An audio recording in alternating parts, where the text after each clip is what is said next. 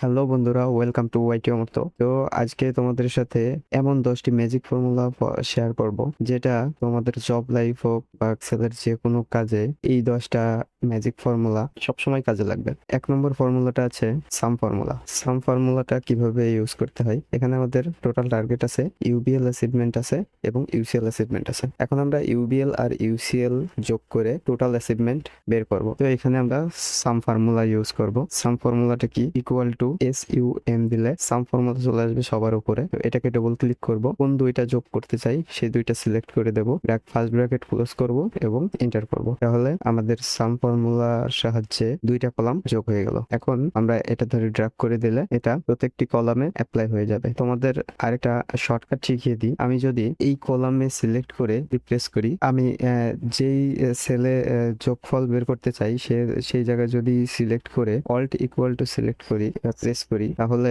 Automatic সাম formula apply হয়ে যাবে। এখন আমি জাস্ট দুইটা সেল সিলেক্ট করে দেবো এবং এন্টার করব, তাহলেও কিন্তু আমাদের সাম ফর্মুলা অ্যাপ্লাই হয়ে যাবে। পরবর্তী আছে এভারেজ ফর্মুলা। তো এভারেজ ফর্মুলাটা কিভাবে কাজ করে, এভারেজ মানে হলো গড়। তো আমরা এভারেজ ফর্মুলা দিয়ে গড় নাম্বার বের করতে পারি। এখানে আমার সুপারভাইজারদের টার্গেট দেওয়া আছে, এখান থেকে যদি আমি গড় বের করতে চাই তাহলে equal to average formula apply করব, ইকুয়াল টু AV দিলাম। এখন বন্ধুরা এভারেজ ফর্মুলা চলে আসছে 2 নম্বরে, ডবল ক্লিক করলাম। এবার এখানে চাচ্ছে নাম্বার ওয়ান যখন চাই তখন আমরা যতগুলোর গড় চাচ্ছি ততগুলো সিলেক্ট করে দেবো, ফার্স্ট ব্র্যাকেট ক্লোজ করব, এন্টার দেবো। তো বন্ধুরা দেখতে পাচ্ছ আমাদের গড় নাম্বার বের হয়ে গেল। তো এবারে যাবো আমরা তৃতীয় ম্যাজিক ফর্মুলায়। তৃতীয় ম্যাজিক ফর্মুলায় যাওয়ার আগে বন্ধুরা তোমরা অবশ্যই আমার চ্যানেলটাকে সাবস্ক্রাইব করে রাখবে, আর যদি কোনো টপিক নিয়ে ভিডিও চাও এটা আমাকে কমেন্ট করে জানাবে, আমি পরবর্তীতে সেই টপিক নিয়ে ভিডিও বানানোর চেষ্টা করব। তো আমাদের তৃতীয় নম্বর ফর্মুলা আছে হলো কাউন্ট। তো কাউন্ট ফর্মুলা দিয়ে আমরা কি করতে পারি, কাউন্ট ফর্মুলা দিয়ে আমরা গণনা করতে পারি। তো আমার এখানে যে সুপারভাইজার গুলোর নাম আছে, আমি যদি মনে করি এখানে কতজন সুপারভাইজারের নাম আছে এটা যদি আমি বের করতে চাই, তাহলে আমি কাউন্ট ফর্মুলা ইউজ করব। তো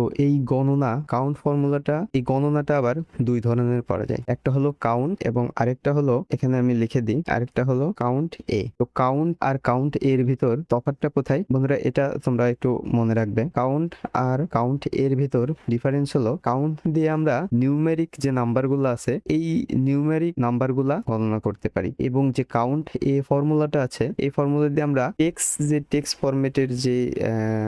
ফরম্যাটের যে সেলগুলা থাকে সেই সেলগুলা কাউন্ট করতে পারি। তো তোমাদেরকে দেখাই, আমি প্রথমত যদি এখানে কতজন সুপারভাইজার আছে এটা যদি বের করতে চাই, তাহলে এখানে আমি কাউন্ট এ ব্যবহার করব, কারণ এই সুপারভাইজার গুলোর নাম হলো টেক্সট ফরম্যাটে আছে। আর যদি আমি এখানে কতগুলো টার্গেট আছে এটা যদি বের করতে চাই, গণনা করতে চাই, তাহলে আমি কাউন্ট ফর্মুলা মারবো, কারণ কি কাউন্ট ফর্মুলা নিউমেরিক সেলগুলোর গণনা করে। তো প্রথমে আমি কাউন্ট এ দিলাম, ইকুয়াল টু, এখন আমি COUN লেখার পরে এখানে দুইটাই চলে আসছে, 1 নম্বরে আছে কাউন্ট, 2 নম্বরে আছে কাউন্ট এ। তো আমি এখানে কাউন্ট এ ব্যবহার করব, ডবল ক্লিক করে নিলাম এবং কোন সেলগুলো গণনা করতে চাই সেই সেলগুলো সিলেক্ট করে দেবো, ফার্স্ট ব্র্যাকেট ক্লোজ করব, এন্টার। তো বন্ধুরা দেখতে পাচ্ছ এখানে 13 জন সুপারভাইজারের নাম আছে। এখন যদি আমি বের করতে চাই এখানে কতগুলো টার্গেট আছে, তাহলে একইভাবে ইকুয়াল টু COUNT, কাউন্ট দিলে 1 নম্বরই চলে আসবে কাউন্ট। এটাকে ডবল ক্লিক করব, আমি কোন নাম্বারগুলোর গণনা করতে চাই এগুলো সিলেক্ট করব, ব্র্যাকেট ক্লোজ করব, এন্টার দেবো। দেখো বন্ধুরা এখানে 13টা টার্গেট আছে। অবশ্যই আমার সুপারভাইজার যদি 13টা থাকে, টার্গেটও 13টাই থাকার কথা। তো বন্ধুরা এবারে যাবো আমরা 4 নম্বর ফর্মুলায়। 4 নম্বর ফর্মুলাতে আছে কাউন্ট ইফ।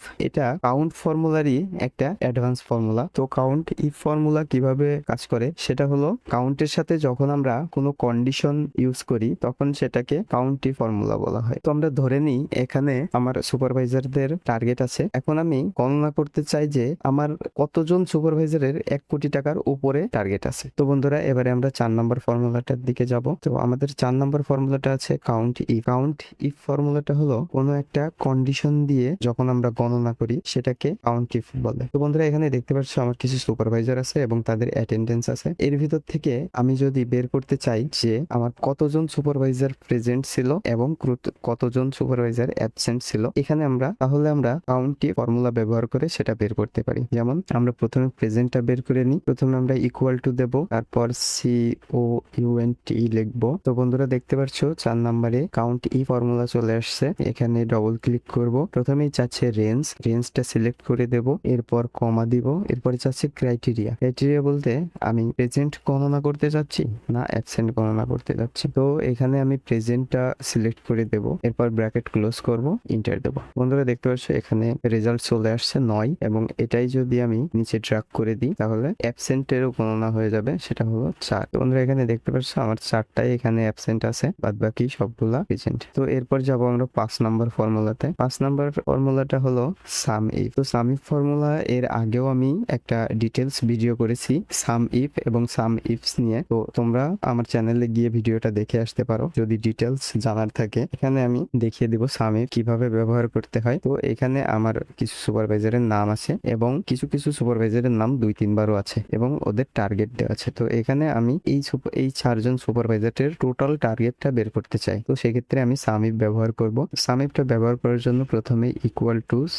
সাম দিয়ে নেব। 2 নম্বরেই দেখতে পাচ্ছ সাম ইফ চলে আসছে। এরপর এখানে চাচ্ছে রেঞ্জ বলতে আমি যে রতন কুমার দাসের টার্গেট বের করতে চাই, তো এই রতন কুমার দাসের নামটা কোন কলামে আছে। তো রতন কুমার দাসের নামটা এই কলামে আছে, এটা সিলেক্ট করে দিলাম, কমা। এরপরে চাচ্ছে ক্রাইটেরিয়াটা হলো আমাদের রতন কুমার দাস, এটা সিলেক্ট করে দিলাম, কমা। এবং চাচ্ছে সাম রেঞ্জ, মানে আমি কোন কলামের ডাটাটা যোগ করতে চাই, আমি এই কলামের ডাটাটা যোগ করতে চাই, এটা সিলেক্ট করে দিলাম, ব্র্যাকেট ক্লোজ করলাম এবং এন্টার। বন্ধুরা দেখতে পাচ্ছ আমার রেজাল্ট চলে আসছে। তো এটা দিয়ে যদি আমি নিচে ড্র্যাগ করে দিই তাহলে প্রত্যেকটা সুপারভাইজারের টোটাল টার্গেট চলে আসলো। তো বন্ধুরা এরপর যাবো আমরা 6 নম্বর ফর্মুলাতে। 6 নম্বর ফর্মুলাতে কি আছে, ইফ কন্ডিশন। তো এখানে আমরা ইফ ফর্মুলার কাজ সম্বন্ধে জানবো। তো ইফ ফর্মুলাটা হলো, যেহেতু এখানে আমি লিখেই দিয়েছি ইফ কন্ডিশন, তো ইফ ফর্মুলাটা হলো কন্ডিশনাল ফর্মুলা। তো এখানে আমার কিছু সুপারভাইজার আছে, তাদের টার্গেট আছে এবং অ্যাচিভমেন্ট আছে এবং সেটার পার্সেন্টেজও বের করা আছে। এখন ধরেন আমাকে বলা হলো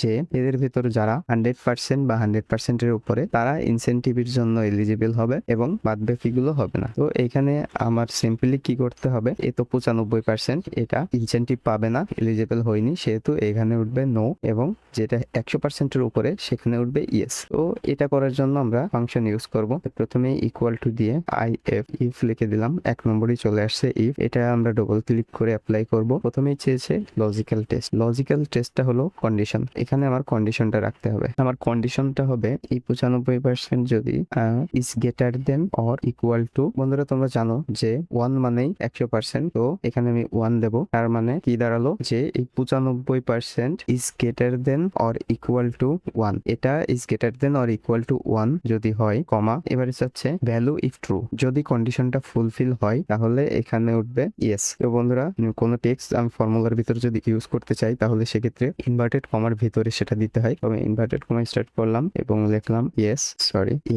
আবার ইনভার্টেড কমা শেষ করব, কমা দেব। এবারে চাচ্ছে ভ্যালু ইফ ফলস, যদি ফলস হয় তাহলে কি হবে, ইনভার্টেড কমার ভিতর হবে নো, ব্র্যাকেট ক্লোজ করব, এন্টার দেব। তো বন্ধুরা দেখতে পাচ্ছ যেহেতু আমার এটা 95% অ্যাচিভ করেছে সেহেতু সে ইনসেনটিভ পাবে না, নো আসছে। এটা যদি আমি নিচে ড্র্যাগ করি তাহলে দেখতে পাচ্ছ বন্ধুরা যেগুলা 100% বা 100%-এর উপরে আছে সেগুলাতে ইয়েস হয়েছে এবং যেগুলো 100%-এর নিচে আছে সেগুলা নো হয়েছে। তো এবারে আমরা তৃতীয় ফর্মুলার দিকে যাব। তো এবারে আমরা যাব 7 নম্বর ফর্মুলাতে। 7 নম্বর ফর্মুলাতে আছে ম্যাক্স এন্ড মিন, অর্থাৎ ম্যাক্সিমাম এবং মিনিমাম। তো এখানে যদি আমি বের করতে চাই এই টার্গেট গুলোর ভিতর সব থেকে ম্যাক্সিমাম টার্গেট কোনটা, তাহলে আমি কিভাবে বের করব, ইকুয়াল টু max দেব, ম্যাক্স, ডবল ক্লিক করে অ্যাপ্লাই করব, এরপরে রেঞ্জটা সিলেক্ট করে দেব, ব্র্যাকেট ক্লোজ করব, এন্টার দেব। তো বন্ধুরা দেখতে পাচ্ছ এখানে এটা হলো সব থেকে ম্যাক্সিমাম ভ্যালু। এবারে আমরা একইভাবে মিনিমাম ভ্যালুটা বের করব। তো তার জন্য ইকুয়াল টু min দেব, মিনিমামটা 1 নম্বরে চলে আসছে, ডবল ক্লিক করে অ্যাপ্লাই করব, রেঞ্জটা সিলেক্ট করে দেবো, ব্র্যাকেট ক্লোজ করবো, এন্টার। তো বন্ধুরা এখানে দেখতে পাচ্ছ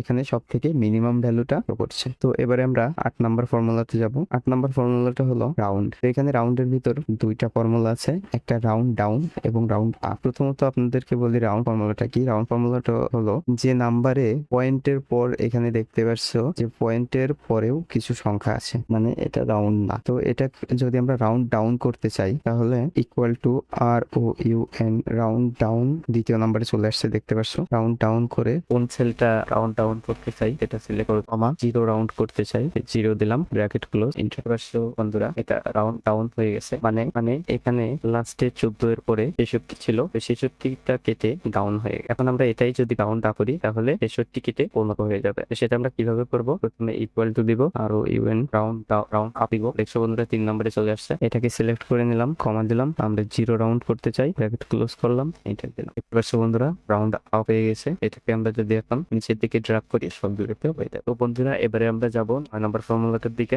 9 নম্বর ফর্মুলাতে আছে একটি পাওয়ারফুল ফর্মুলা, যেটার নাম হলো ভেলুকাপ। তো দেখতে পাচ্ছ বন্ধুরা এখানে সুপারভাইজারকে কিছু নাম দেওয়া আছে এবং পাশে তাদের টাউন দেওয়া আছে, এবং এখানে শুধু সুপারভাইজারের নাম দেওয়া আছে, পাশে টাউন নেম। তো আমি চাচ্ছি আমার এই সুপারভাইজার গুলো কে কোন টাউনের সেটা বের করবে। এটা বের করার জন্য আমরা ভেলুকাপ ইউজ করব। ভেলুকাপ ইউজ করার জন্য প্রথমত ইকুয়াল টু ভি দেবো। ভি দেওয়ার পরে বন্ধুরা দেখতে পাচ্ছ এর দিকে ভেলুকাপ শো করছে, এটা আমরা ডবল করবো। এখানে চাচ্ছি লুকআপ ভ্যালু, লুকআপ ভ্যালু এটা হলো লুকআপ। এবার চাচ্ছি টেবিলের, মানে আমরা কোন টেবিল থেকে ডাটা টিপে করবো সেটাই হচ্ছে আমাদের টেবিলটা প্রথমত সিলেক্ট করে দেবো, তারপর কমা দিব এবং আমরা কত নম্বর কলামের ডাটা চাচ্ছি সেটা দেবো। তো আমরা যাচ্ছি 1 2 নম্বর কলামের আমরা দিব, আবার কমা দেবো। এবারে আমরা যাচ্ছি চেক ম্যাচ, এর উপর ডবল ক্লিক করবো এবং ব্র্যাকেট ক্লোজ করবো। তারপর এটা দেখতে পাচ্ছ এই সুপারভাইজারটা মডার্ন ট্রে ডাউনের, এটা ধরে আমি যখন নিচে ড্রা করবো তখন প্রত্যেকটা সেলেই ফর্মুলা অ্যাপ্লাই হয়ে যাবে। এবারে আমরা লাস্ট ফর্মুলাটা দেখবো। তো লাস্ট ফর্মুলাটা দেখার আগে বন্ধুরা তোমাদের কাছে আমাকে রিকোয়েস্ট থাকবে আমার চ্যানেলটা সাবস্ক্রাইব করে রাখবে এবং পরবর্তী কোন টপিক্স এর উপর ভিডিও চাও সেটা কমেন্ট করে আমাকে জানাতে পারো। আমি নেক্সট টাইম ওই টপিক্সে ভিডিও করার চেষ্টা করবো। আমাদের 10 নম্বরের